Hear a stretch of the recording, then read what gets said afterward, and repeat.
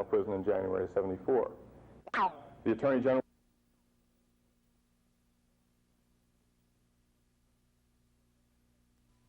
The federal court suit involves First Alabama Bank, one of the state's largest financial institutions, and what used to be Parsons Steel Company. It is now called OSI. Until February 30th, 1978, court records show that Jim Parsons says he operated a successful steel fabricating plant on Highway 31 North, just outside of Prattville. Parsons says First Alabama loaned him a total of $1,076,000 over a period of months. Further in his suit, he charges that in late 1978, Senior Vice President for First Alabama, Edward Herbert, took over the Parsons Steel account. Court records say Herbert introduced Parsons to a man named Michael Orange. Orange later came to Parsons as a manager at the urging of First Alabama's Herbert. Parsons charges that after Orange got into the firm some months later on January 9, 1979, First Alabama Bank recalled all its loans to Parsons with interest, totaling $1,100,000. Parsons says he was given until January 15, 1979 to come up with the money, only 6 days. The suit charges that 2 days before the loan recall deadline placed on Parsons, Herbert loaned Michael Orange $1.3 million to be used to purchase all assets of Parsons Steel, allegedly without any security, according to Parsons' suit. Former Lieutenant Governor Jerry Beasley is Jim Parsons' attorney. Norman, our client actually lost his business. He lost a going business here in Montgomery. His only redress, of course, was in the courts, and suit was filed in both the Circuit Court of Montgomery County and also in the Federal District Court here for damages as a result of the bank's actions and also the actions by the new corporate entity, the OSI group that took over the business. In reading the suit, the documents filed in federal court, your client is charging that First Alabama Bank, or some officers of that bank, literally took his business from him, and your client is alleging through fraudulent means. Well, we feel that we'll be able to prove that the bank, acting through officers, did in fact take the business for the people who took it over. All signs that Parsons Steel ever existed are no longer visible. Michael Orange's OSI signs are prominent, and one reading Orange Industries greet the public where Jim Parsons once did business. First Alabama Bank has filed a motion to dismiss the federal court suit. WSFA TV News has learned that several federal banking agencies are looking into the allegations by Parsons Steel. They would not talk to us today when we tried to contact them on what they may be doing in this case. When this will go to court is not known at this time. This is Norman Lumpkin, WSFA TV News reporting.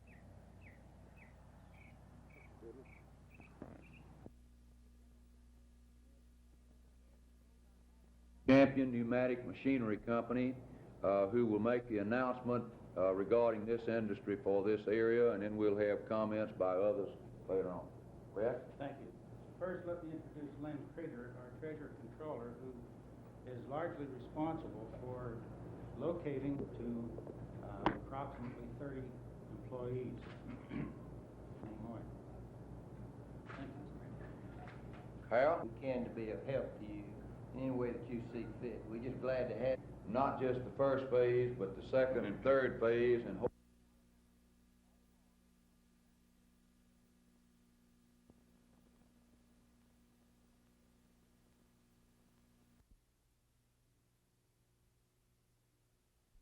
but to my surprise, they bought it.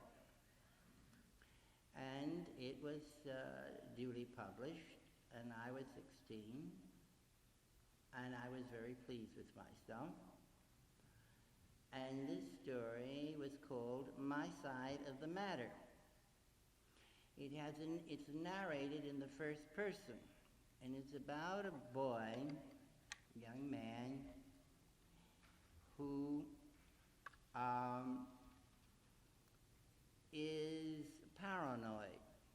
He's suffering from various delusions. But he finds himself inside of plenty of time to think it over. I can't for the life of me figure how I fell for the likes of her. She troops around the house, rain or shine, in this real old-fashioned nightie. Calls it a kimono, but it ain't anything in this world but a dirty flannel nightie. Furthermore, she chews tobacco and tries to pretend so ladylike, spitting on the sly.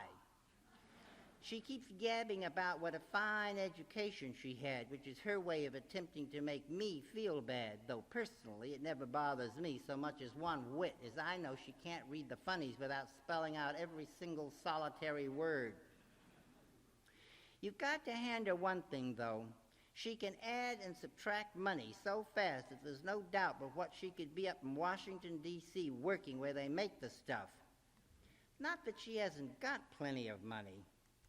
Naturally, she says she hasn't, but I know she has, because one day, accidentally, I happened to find close to $1,000 hidden in a flower pot on the side porch. I didn't touch 1 cent, only Eunice says I stole a $100 bill, which is a venomous lie from start to finish. Of course, anything Eunice says is an order from headquarters, as not a breathing soul in Admiral's Mill can stand up and say he doesn't owe her money. And if she said Charlie Carson, a blind 90-year-old invalid who hasn't taken a step since 1896, threw her on her back and raped her, everybody in this county would swear the same on a stack of Bibles.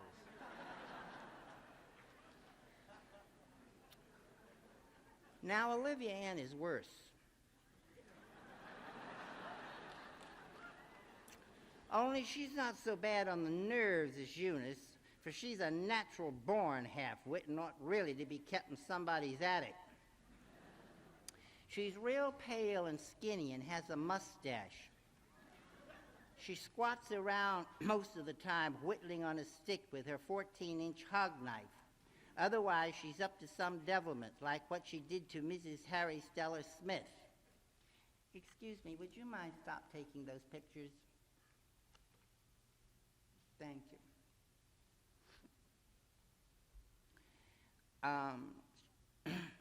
She's up to some devilment, like what she did to Mrs. Harry Stellar Smith. I swore not ever to tell anyone that, but when a vicious attempt has been made on a person's life, I say the hell with promises. Mrs. Harry Stellar Smith was Eunice's canary, named after a woman from Pensacola who makes homemade cure-all that Eunice takes for the gout. One day I heard this terrible racket in the parlor, and upon investigating, what did I find but Olivia Ann shooing Mrs. Harry Stellar Smith out an open window with a broom and the door to the bird cage wide. If I hadn't walked in at exactly that moment, she might never have been caught. She got scared that I'd tell Eunice and blurted out the whole thing, said it wasn't fair to keep one of God's creatures locked up that way. Besides which, she couldn't stand Mrs. Harry Stellar Smith singing. Well, I felt kind of sorry for her, and she gave me $2. So I helped her cook up a can't rightly tell the difference. We weren't born just around the corner, you know, says Eunice. Marge says, I'll give you to understand that I'm legally wed till death do us part to this man by a certified justice of the peace as of 3½ months ago. Ask anybody. Oh, shut up, says Eunice, and let's hear no more about the picture show in Phoenix City. Marge sobs, oh, but it's Judy Garland. Never mind, honey, says I most likely saw the show in Mobile 10 years ago. That's a deliberate falsehood, shouts Olivia Ann. Oh, you are a scoundrel, you are. Judy hasn't been in the pictures 10 years. Olivia Ann's never seen not even one picture show in her entire 52 years. She won't tell anybody how old she is, but I dropped a card to the Capitol in Montgomery, and they were very nice about answering. But she subscribes to 8 movie books. She has this positively morbid crush on Gary Cooper and has 1 trunk and 2 suitcases full of his photos. So we got up from the table, and Eunice lumbers over to the window and looks out to the chinaberry tree and says, Birds settling in their roost, time we went to bed. You have your old room, Marge, and I fixed a cot for this gentleman on the back porch. I said, and what, if I'm not too bold to ask, is the objection to my sleeping with my lawful wife? Then they both started yelling at me. So Marge threw a conniption fit right then and there. Stop it, I can't stand anymore. Go away, baby doll, sleep where they say. Tomorrow we'll see. Eunice says, I swan if the child hasn't got a grain of sense after all. May, June, and July, and the best part of August, I've squatted and sweltered on that damn back porch without an ounce of screaming. And Marge, she hasn't opened her mouth in protest not once. This part of Alabama is swampy with mosquitoes that could murder a buffalo given half a chance. Not to mention dangerous flying roaches and a posse of local rats big enough to haul a wagon train from here to Timbuktu. Oh, if it wasn't for that little unborn kid, I'd have been making dust tracks on the road way before now. I mean to say, I haven't had 5 seconds alone with Marge since that first night. One or the other is always chaperoning. And last week, they like to have blown their tops when Marge locked herself in her room and they couldn't find me nowhere. The truth is, I'd been down watching them bale cotton, but just for spite, I let on to Eunice like Marge and I'd been up to no good. After that, they added Bluebell to the shift. And all this time, I haven't even had cigarette change. Eunice has hounded me day in and day out about getting a job. Why don't the little heathen go out and get some honest work, says she. As you probably noticed, she never speaks to me directly, though more often than not, I'm the only one in her royal presence. If he was any sort of man you could call a man, he'd be trying to put a crust of bread in that girl's mouth instead of stuffing it. And if that's not bad enough, Olivia Ann gives me this terrific knee punch, and I had to let go. The next thing you know, we hear her out in the yards bellowing hymns. Mine eyes have seen the glory of the coming of the Lord. He is tramping out the vintage where the grapes of wrath are stored. Meanwhile, Eunice is sashaying all over the place, wildly thrashing Papa's sword. And somehow I've managed to clamber atop the piano. Then Eunice climbs up on the piano stool, and how that rickety contraption survived a monster like her, I'll never be the one to tell. Come down from there, you yellow coward, before I run you through, says she, and takes a whack, and I've got a half-inch cut to prove it.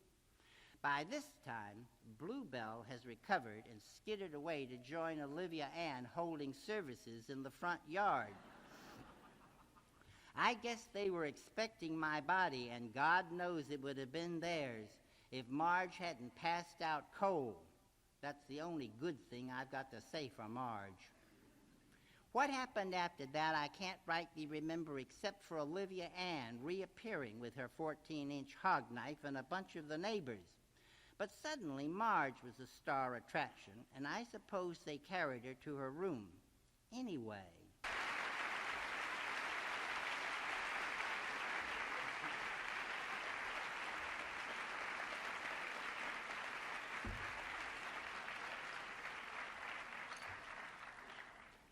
Thank you.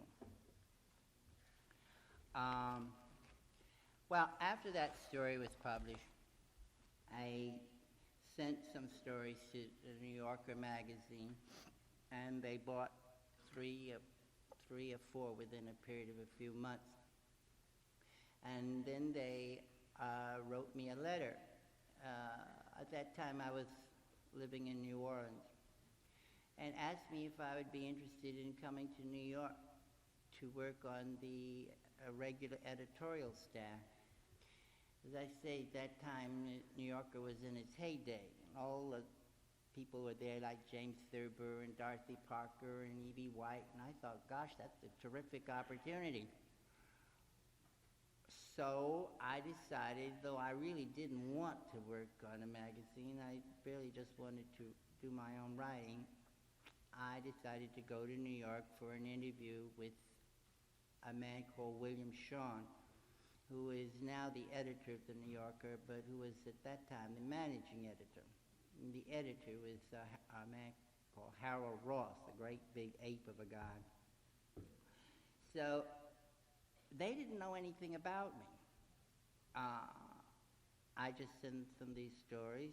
They bought them, and they didn't know that I was only 17 years old. So I arrived for my appointment there, and the receptionist looked at me, and I promise you, when I was 17, I looked about 9 or 10 at the most. And I told her that I had an appointment with Mr. Shawn, and she seemed to be very dubious, and she called up the secretary, and she said, "There's a little boy out here who says he has an appointment with Mr. Shawn." So she led me back to his office, and I walked in, and he just sat at his desk, and he looked at me for a long time, and he said, "Are you the Truman Capote who's been sending us those stories from New Orleans?" And I said, "Yes." And he said, "Just one moment, please." And he got up and left the office, and I thought maybe he was going to call the police or something. He came back with Harold Ross, who was this big, tough, kind of a cross between an orangutan and a kangaroo. But he was really a sort of a nice guy. Anyway, the two of them sat down, and they began to talk about me as though I weren't in the room at all. And the whole discussion was about how inappropriate it would be to send me out to do as a reporter on Talk of the Town, which is what they really wanted to hire me for, because, you know, child labor and all. Mr. James, you appear to not have conceded that you have an opponent in the runoff. No, I'm just not second-guessing late returns. I remember historically that a guy named Dewey did that one time. And I just kind of like to know my facts before